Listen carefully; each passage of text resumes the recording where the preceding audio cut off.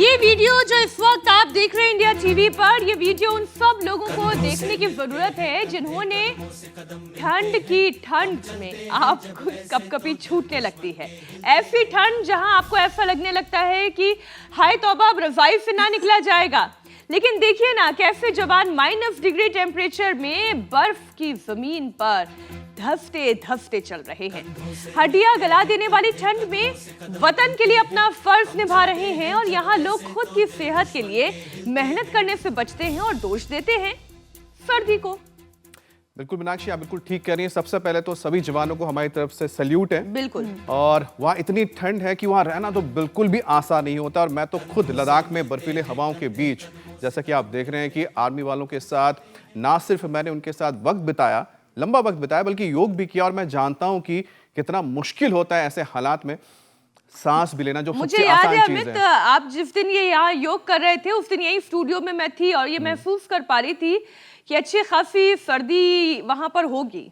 बिल्कुल, और सांस भी फूल जाती है कितनी जल्दी। सांस भी फूल जाती है क्योंकि ऑक्सीजन कम होती है और पानी पीने का सर्दियों में मन नहीं करता है, तो बहुत सारी परेशानियां होती हैं। लेकिन उन परेशानियों के बीच देखिए किस तरह से डटे हुए हैं भारतीय सेना के ये सैनिक। लेकिन यहाँ मैदानी इलाकों में एक नजर दौड़ाइए। 4 दिन पड़ी कड़ाके की सर्दी ने लोगों की सेहत बिगाड़ दी है। अस्पतालों में सर्दी, खांसी, जुकाम, बुखार, निमोनिया और सांस के मरीजों की भीड़ लग रही है। कई अस्पतालों में तो अमित और मीनाक्षी, ठंड से जुड़ी इन बीमारियों के मरीजों की गिनती 45% तक बढ़ गई है। आप ठीक कह रही हैं ज्योत्सना। आलम तो ये है कि शुगर और हार्ट पेशेंट्स को खास तौर पर सावधान रहने की हिदायत दी जा रही है। कोल्ड वेव चलने से ठंड में चुभन बढ़ गई है। सिर में हवा लगने से हेडेक ट्रिगर हो रहा है। नाक और मुंह के जरिए शरीर में घुस रही ठंडी हवा साइनस, टॉन्सिल्स की दिक्कत को भी बढ़ा रही है। असल में बदलते मौसम को बर्दाश्त करने के लिए अपनी बॉडी को तैयार करना पड़ता है, रेगुलर योग वर्कआउट करना पड़ता है, नहीं तो सर्दी बढ़ते ही हाइपोथर्मिया का खतरा भी बढ़ जाता है। अब ये हाइपोथर्मिया क्या है ज्योत्सना? मैं समझा देती हूँ आपको। हमारी बॉडी का नॉर्मल टेम्परेचर 37 डिग्री सेल्सियस होना चाहिए, लेकिन इस मौसम में तेजी से टेम्परेचर गिरने से शरीर का तापमान भी गिरने लगता है। और जब ये 35 डिग्री सेल्सियस के नीचे गिर जाता है तो फिर ये सेहत के लिए खतरा बन जाता है। और जब ये कंडीशन बनती है अमित, तो शरीर में बहुत तेज कपकपी और थकान महसूस होने लगती है। ज्यादा नींद भी आती है। लेकिन इन लक्षणों को नजरअंदाज करना खतरनाक साबित हो सकता है, क्योंकि इसका सीधा असर हमारे दिल और हमारी नर्वस सिस्टम और उसके फंक्शंस पर पड़ता है। कई बार तो इंसान की जान तक चली जाती है। लेकिन किसी को हाइपोथर्मिया हो जाए तो उस शख्स के शरीर को गर्म कैसे करें? ऐसा क्या खाने या पीने के लिए दें कि बहुत ही जल्द, तुरंत उसी वक्त उनको एनर्जी मिले? और क्या ये खतरा उन जवानों को भी है जो बर्फ से ढके सरहद पर मुस्तैद हैं? एक छोटी सी बात तो मैं अभी आप दोनों के साथ शेयर कर लूं। सुबह सुबह तिल और गुड़ खाकर आई हूं, जिससे कि बॉडी का टेम्परेचर अच्छा बना रहे। खैर, आप जो बात कह रहे हैं अमित, खतरा तो सब पर है और सावधान भी रहना सबके लिए बहुत जरूरी है। अब समाधान क्या है? यही आपको भी करना है, क्योंकि ठंड में तो योग की गर्मी से ही अब ये ठंड भागेगी। और रहा आपका सवाल, इसका उपाय तो योग गुरु स्वामी रामदेव भी बताएंगे कि करना क्या है, खाना क्या है और कैसे खाना है। स्वामी जी बहुत बहुत प्रणाम, बहुत स्वागत आपका। स्वामी जी बहुत बहुत स्वागत है आपका। चला, आज तो लग रहा है ऑडिटोरियम में। बहुत बहुत प्रणाम। मेरे साथ यहाँ कृतिक जी और किमाया जी। आओ दौड़ो बच्चों, ये बेंगलोर से आए हैं और जो है इनको भी मैं ट्रेनिंग दे रहा हूँ। इनकी माँ जो है वो बड़ी सॉफ्टवेयर इंजीनियर है और इन बच्चों को हम आज यहाँ पर योग में ढाल रहे हैं और इधर ये रिदम के साथ ऐसे सूर्य नमस्कार कर रहे हैं। क्या बात है! ऐसे जब योग में ढाल देंगे और योग से जब अंदर से ऊर्जा पैदा हो जाती है ना, तब फिर कहाँ हाइपोथर्मिया, ठंड भागेगी, अंदर से ऊर्जा जागेगी। क्यों भाई कृतक जी, थोड़ी जागी? आओ कृतक, किमाया इधर आओ, सूर्य नमस्कार और सिखाता हूँ। कौन करता है? नहीं करता है तो सीखो अभी। है? तो रोज सूर्य नमस्कार करना है 12 स्टेप से। एक इधर आओ, एक इधर। सूर्य नमस्कार। तो तो कैसे करना है, देखो ऐसे 1 2 3 ऐसे, फिर 4, एक पैर यहाँ रखो दाया, बाएं पीछे रखो, कमर झुकाओ, ऊपर देखो ऐसे ऐसे किमाया ऊपर देख ऐसे, फिर ये पैर भी पीछे मुझे देख देख के करो, ऐसे बच्चों को सिखाओ। अच्छा अच्छा, झुक जाओ झुक जाओ, फिर सामने से उठ जाओ ऐसे ऐसे, पैर सीधे। ये सूर्य नमस्कार हमारे विश्वविद्यालय के बच्चे तो बहुत कुशलता से कर रहे हैं। ऐसे सूर्य नमस्कार करना है बच्चों, ठीक है? ये 10 बार करना, फिर ये करना, देखो ऐसे मजबूत बनना, मजबूत बच्चे बने। योग करेंगे तो अंदर से ऊर्जा पैदा होगी, करो। हाँ देखो मत, फिर ये टोपा उतर जाएगा फिर। हाँ?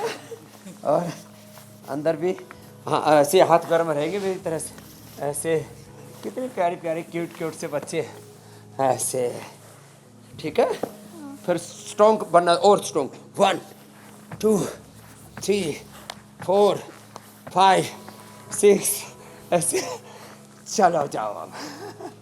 अच्छा किया तुमने, ऐसे कम से कम 2 बैठक। चलो बच्चों तुम भी करो मेरे साथ, ये ऐसे और ऐसे।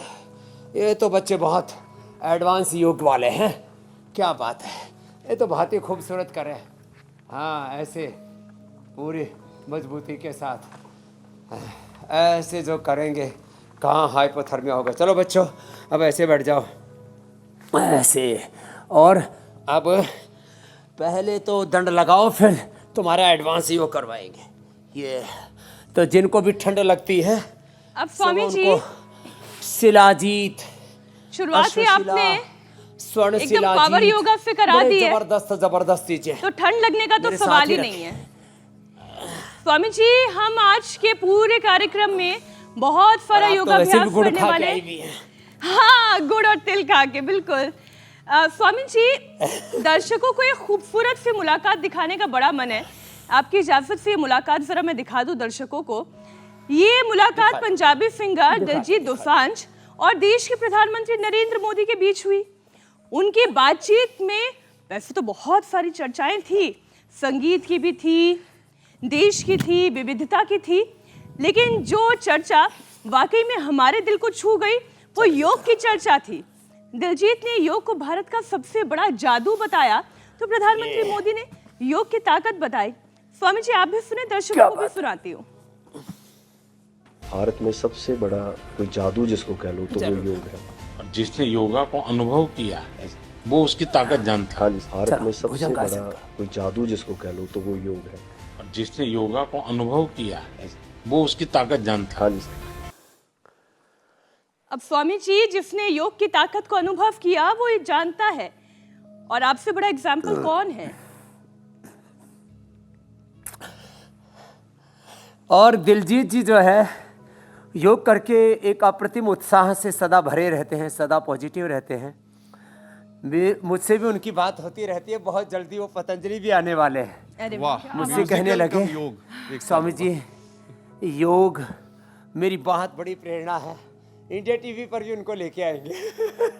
और जिनको आज की युवा पीढ़ी अपना आदर्श आइकॉन टाइकॉन जिन सेलिब्रिटीज़ को फॉलो करती है, उसमें एक बहुत ही सात्विक आत्मा है हमारे दिलजीत जी।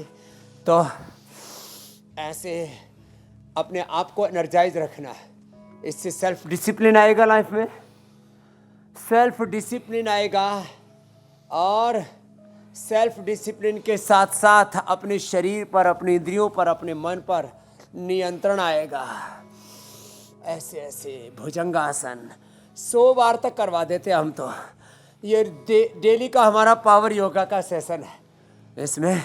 और फिर चलो बच्चों अब तुम तो पूर्ण भुजंगासन करो, पीछे से पैर उठाओ, और क्या बात है, अजब गजब है भाई सब बच्चों का। हाँ ऐसे चलो बच्चों तुम वृश्चिकासन करो। अब इधर तो एडवांस योग चलेगा, पतंजलि विश्वविद्यालय के हमारे योगी बालक है ये।